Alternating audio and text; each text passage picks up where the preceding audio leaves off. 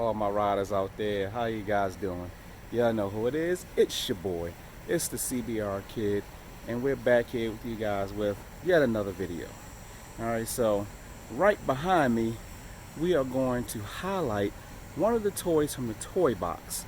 Alright, that's going to be the 2012 Honda CBR 250R. Alright, technically it's my wife's bike, but it's my bike. Alright, so we're going to get into that right now. Alright guys, so like I said, the 2012 Honda CBR 250, this bike actually came, they made it for 2 years, 2011 to 3 years, 2011 to 2013. Then they went to the CBR 300. Alright, lightweight bike, very good entry-level bike. Let's take a look at some of the features. Styling's pretty cool. I opted for the red, white, and blue color scheme. I believe there was an orange and black or so Repsol color scheme. Repsol being the MotoGP racing team. Honda always does one of those bikes. But you got the little Honda, I guess, wing bird on the side, along with the CBR logo. All right, come around, standard stuff. All right, this one, let me back out a little bit.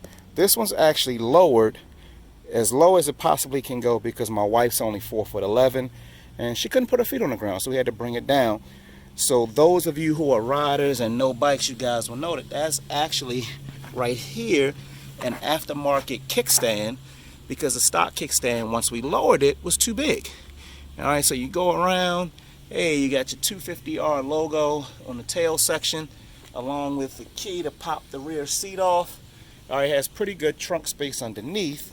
And we come around, you got your standard tail section, standard tail lights. We kept it stock. We didn't make any modifications to this bike other than lowering it. All right, stock tailpipe. You can see it's got some scratches from where my wife took a couple of spills. All right, just like new riders do. So good thing we didn't put the aftermarket pipe on it.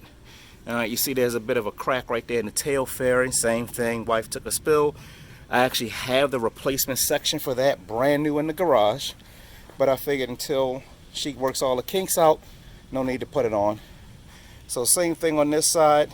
All right, got pretty cool looking Honda wing logo. All right, same thing with the CBR logo. All right, pretty beefy foot pegs. You even got your rear passenger pegs, although I don't know how many passengers you're going to carry on a 250. I like to refer to it as the lawnmower, but it's a very, very good platform for new riders, you know, for the mistakes they're going to make as they grow in their journey as a rider. All right, so we're going to turn this thing on for you guys. It's a pretty cool dash, you know, nothing too fancy, pretty simple. You know, you got your neutral light over there on the right to let you know when you're in neutral. Yeah, your tachometer goes red lines at 10.5, although I would not recommend redlining this thing. All right, and tops out at 12.5. All right, you got your speedometer, fuel gauge, which all bikes don't have. Neither one of my 1000s have a fuel gauge. The clock, which you can see we've never set because it is not 12:13 a.m. here. It is actually 5:45 in the evening. All right, as I told you guys, this bike doesn't even have 200 miles. Heck, it doesn't even have 100 miles. All right, 76 total miles. And I purchased this thing in 2013, I think it was. So it's hardly been used. But I keep it around because my wife, she says she's going to ride. She wants to ride, so we keep it around. I wanted to purchase a Can-Am Spyder with the 3 wheels because at her height, she's really worried about putting both feet on the ground. And I think the 3-wheeler kind of alleviates that, but she's determined to ride this bike.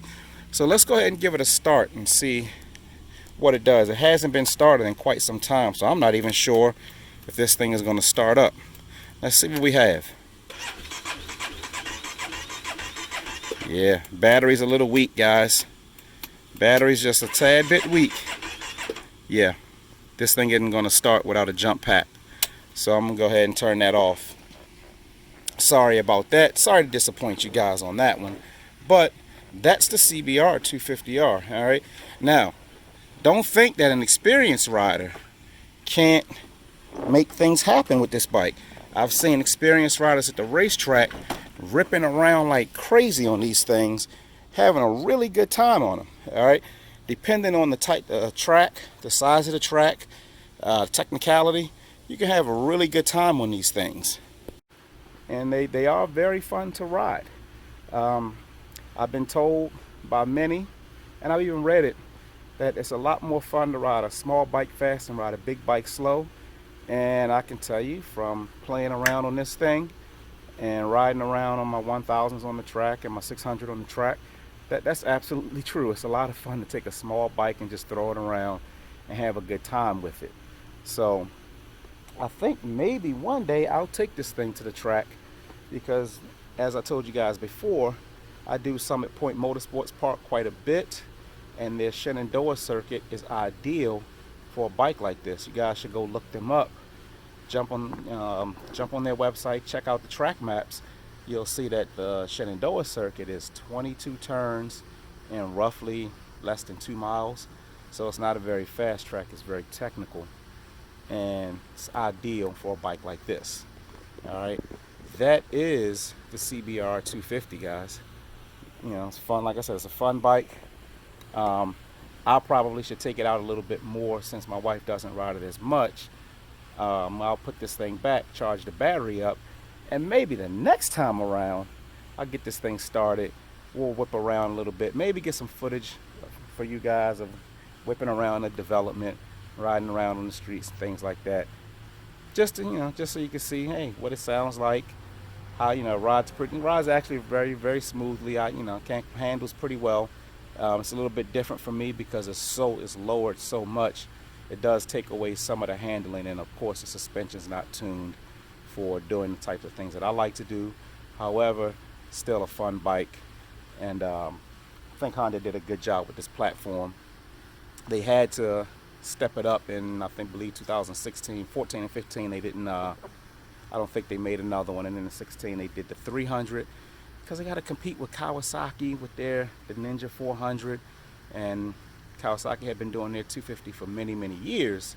So Honda had to step their game up, and the newer ones are actually even nicer.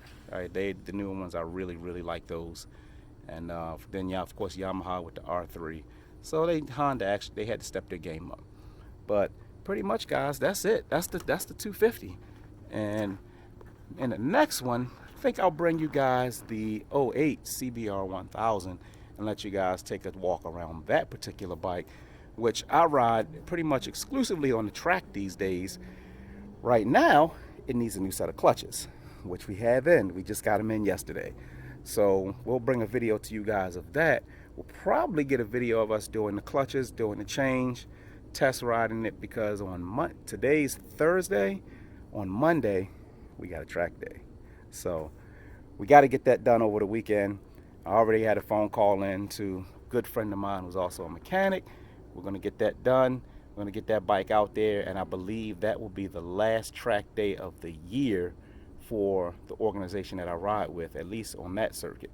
All right, so we'll get some footage of that for you guys. Got a lot of good content coming up for you guys, so stay tuned. All right, and to all my riders out there, you guys be safe. All right, keep the shiny side up, keep the rubber side down, and I'll see you guys next time.